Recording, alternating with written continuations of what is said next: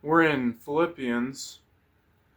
First passage I'm going to read is from chapter 3, starting in verse 18.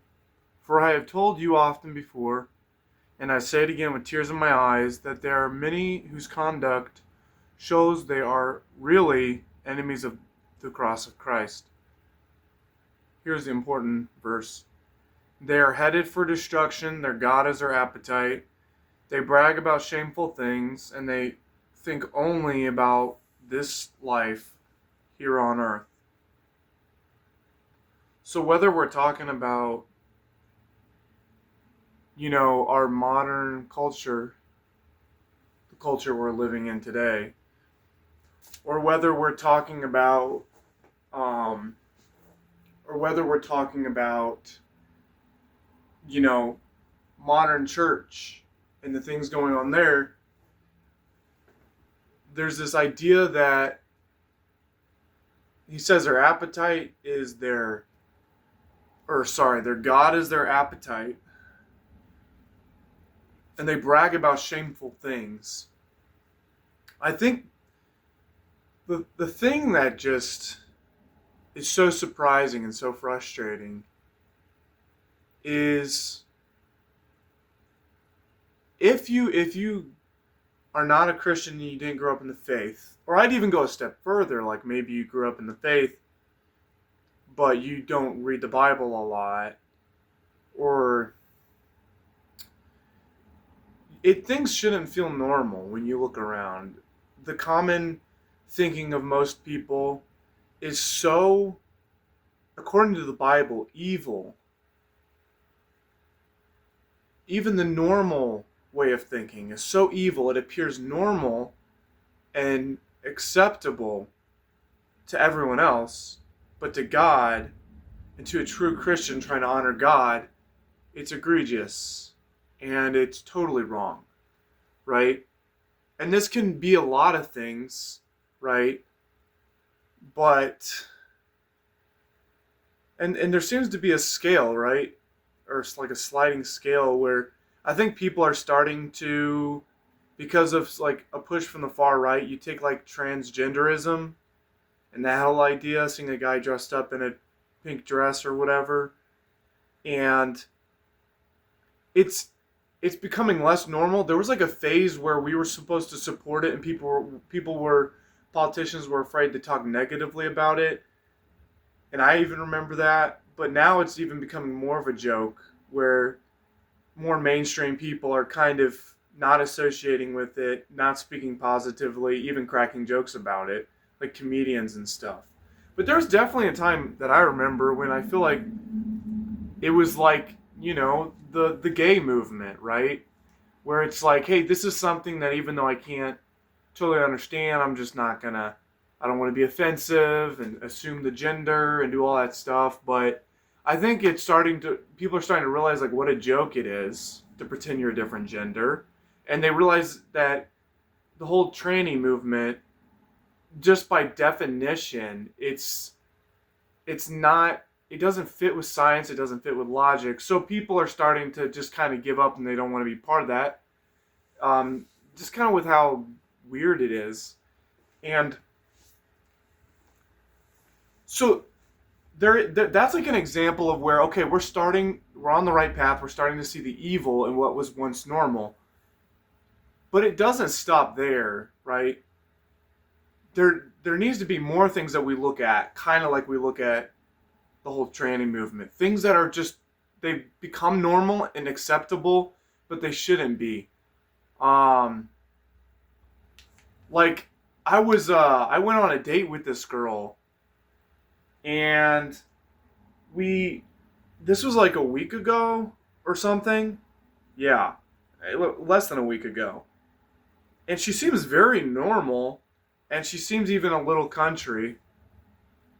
And everything's going well. We end up hanging out at Starbucks for like almost 2 hours, just talking and laughing and stuff. But partway through, I realized that she is like bi, or at least she has like bi tendencies. Um, and like immediately, she could tell like when it came out, I was like really surprised, and then she was asking me like, do you like what's like in a joking way? She was like, do you have a problem with that? Like, ooh, like, and I was like, yeah, I do. I'm like, what are we doing here? And then it just became this argument, and I was not giving her any ground. I was like, what if I told you I was gay? Like, you want to still go out with me? And then she's like, well, and it's so stupid, and she tried to play this card like, anyways, it was just weird. I don't even know how to explain it. And there's some other things she said that like she thought was normal, and maybe in today's college educated, modern woman on TikTok, it is normal. But I heard it and I'm like, really? Like, you know, like before we went out, she texted me at like it was like after 11 o'clock, and she's like, "You want to get a beer?" And I was just like, "That's a little. We haven't even met yet, and we're drinking late at night, and just spur of the moment, like right now." So, anyways, I guess I should have seen it coming, but it's just kind of funny how like I'm over here pushing back on her on things that are totally reasonable. Like, yeah, like I would not go out with you if I knew you were bi. Like, we would not be here, and and it was just so weird to her. Like, what, like and it was still ended up being good. Like, she still wanted to hang out for like an hour after that, but then I had to go hunt. So anyhow, it's just like society has become so like acceptable of these things. It's been become so normal, and it's something that's egregious and disgusting to God, like homosexuality and sodomy and all this, all these things, and it's become so normal. Or even like American ideals and conservative ideals, or even just American, right? That we originally had like certain rights that we had, right to bear arms and whatnot, having some type of a homogenous society, having a Christian society, just all that stuff, traditional values of like families and having a wife at home, taking care of the kids and stuff.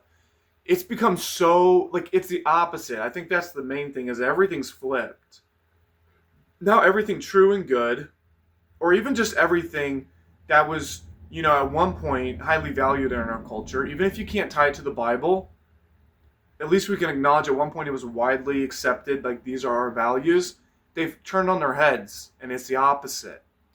And you just look at this and you're like, he's so right, here in Philippians, that they're headed for destruction.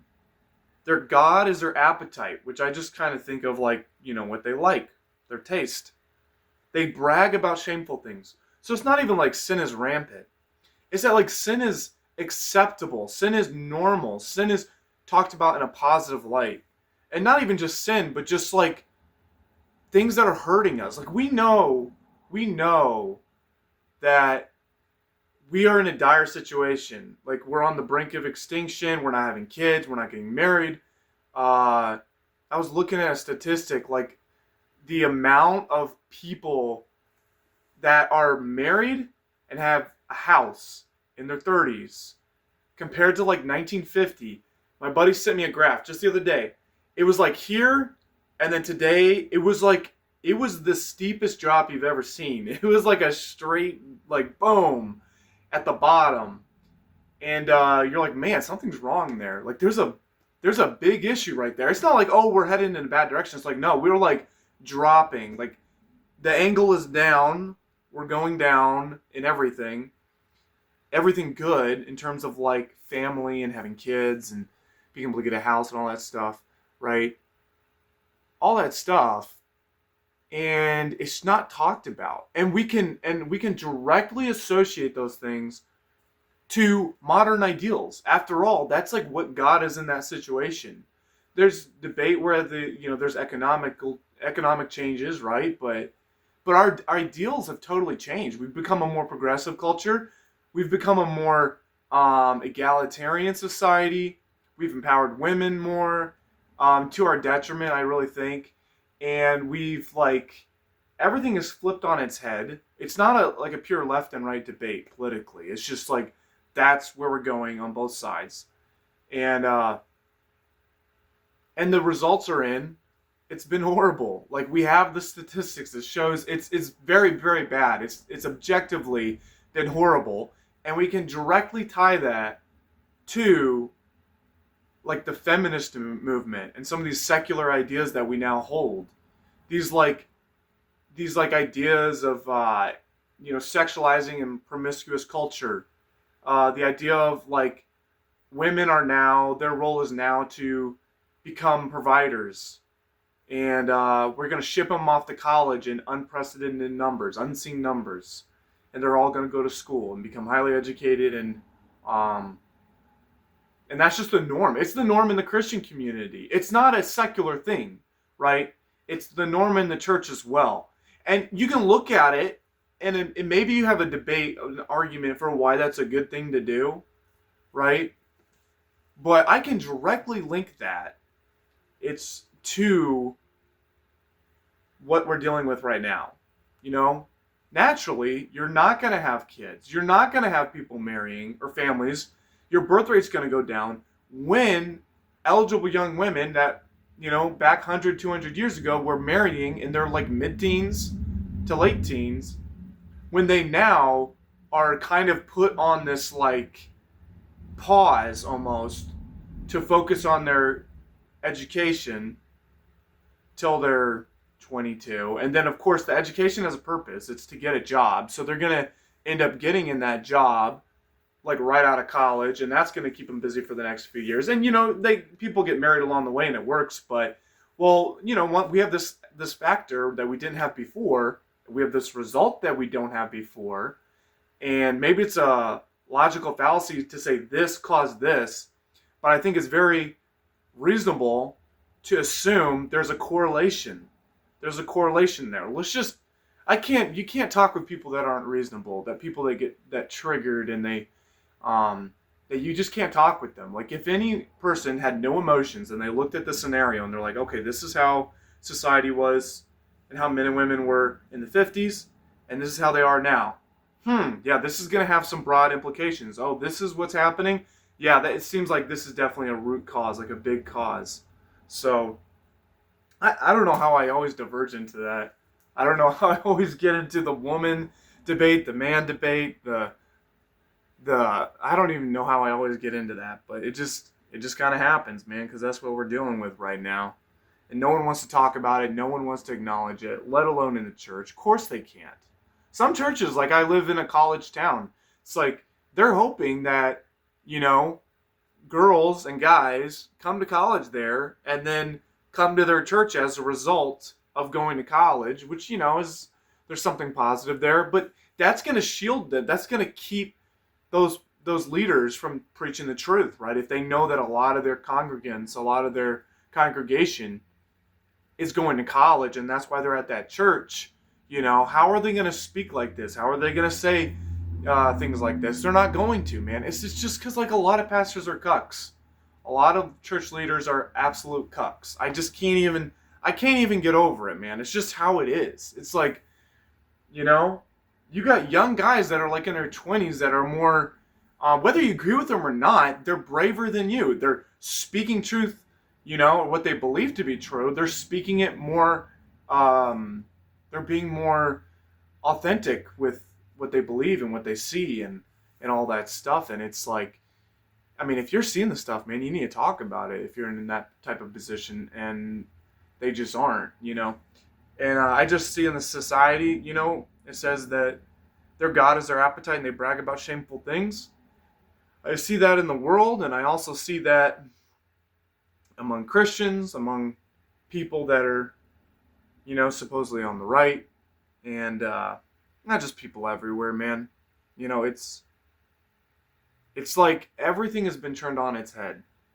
You just look at society, like abortion, for instance.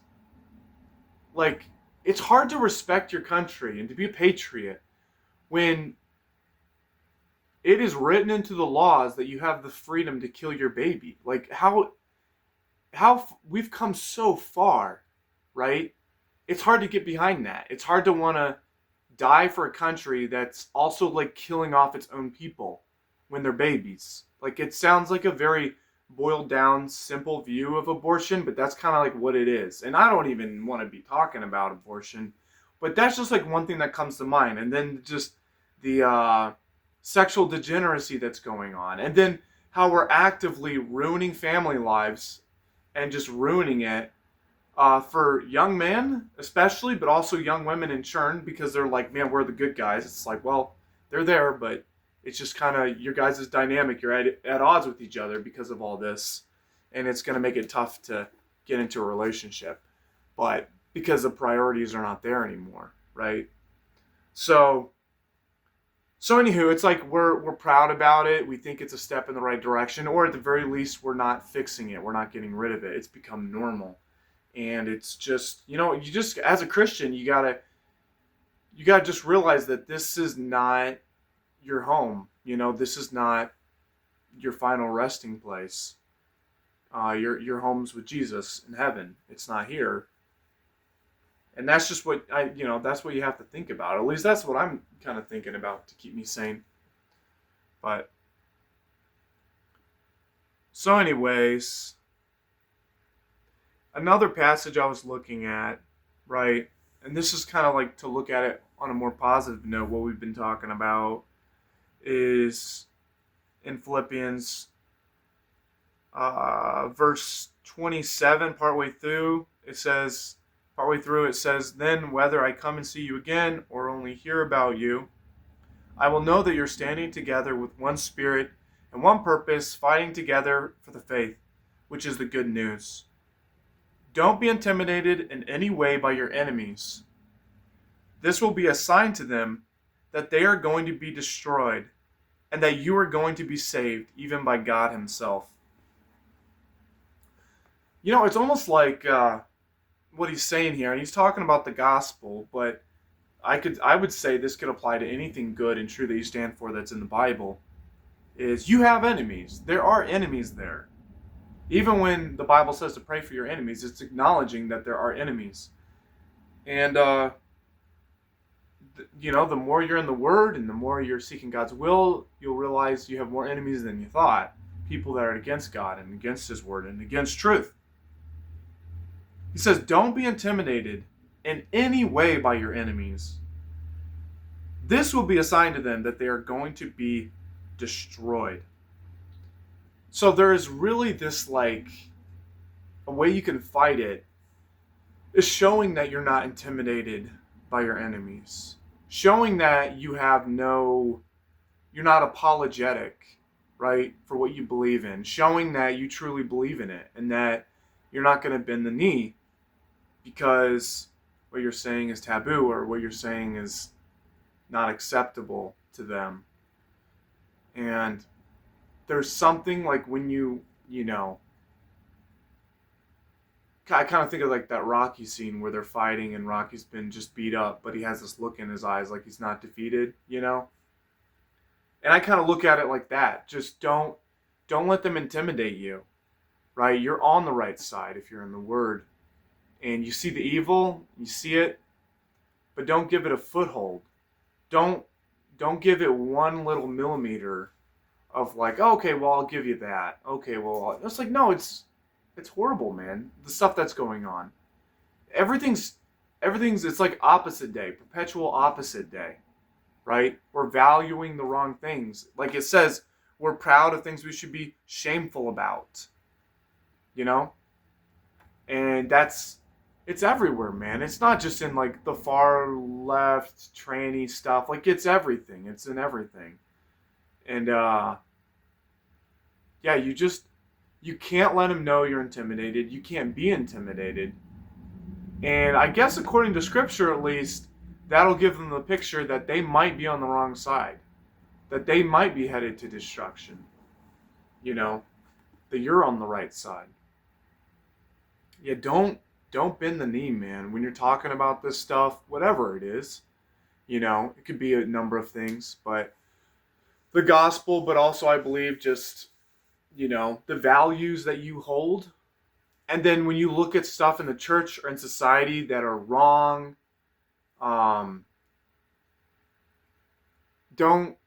just don't bend the knee. Don't be intimidated by them.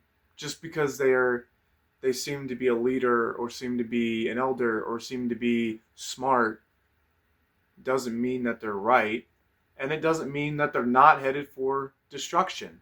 And I think you can give them a glimpse of that by showing how steadfast you are in what you believe and that you're not going to cave. So, stay in the Word.